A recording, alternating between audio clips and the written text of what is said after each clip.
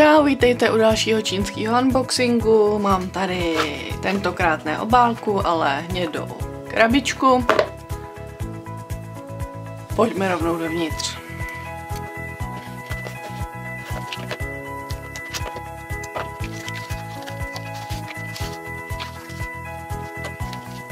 Tak, objednala jsem si ochranný skla na telefon, konkrétně na Huawei Nova 3.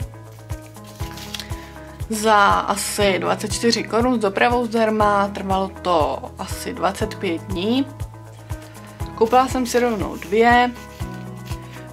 Těch skel, nebo vlastně těch variant na různý telefony tam měli spousta.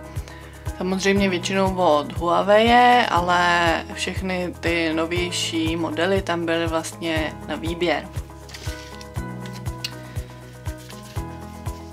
Pak tady máme nálepku, s kterou se asi odstraňují různé nečistoty a prach z toho displeje. Potom tady bude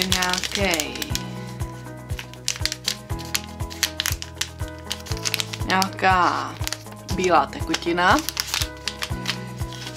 A pak jsou tady klasický dva hadříky, vlastně jeden mokrý na mokré čištění a potom jeden na suchý čištění. Úplně jako shodou okolností dneska mi tady ten displej, nebo respektive to ochranný sklo, který už tam mám, prasklo, takže náhoda jako blázen. Tohleto sklo má takový ty černý okraje, což tohleto nemá.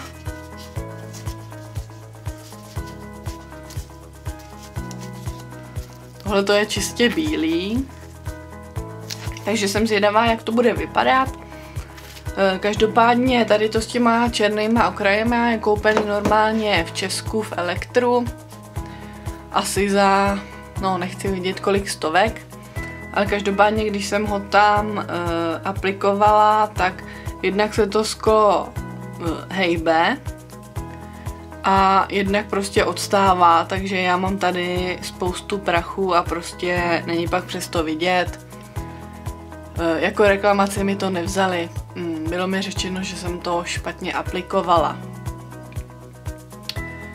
Takže proto jsem si koupila čínskou variantu. Nainstaluju to, vyzkouším a pak vám sem jenom napíšu, jestli je to OK, jestli to drží líp třeba, jestli se to teda vyplatí. Tak jo, to je zatím všechno. Pokud se vám video líbilo, můžete dát like nebo dokonce odběr, oboje mě potěší. A zase u dalšího videa, čau.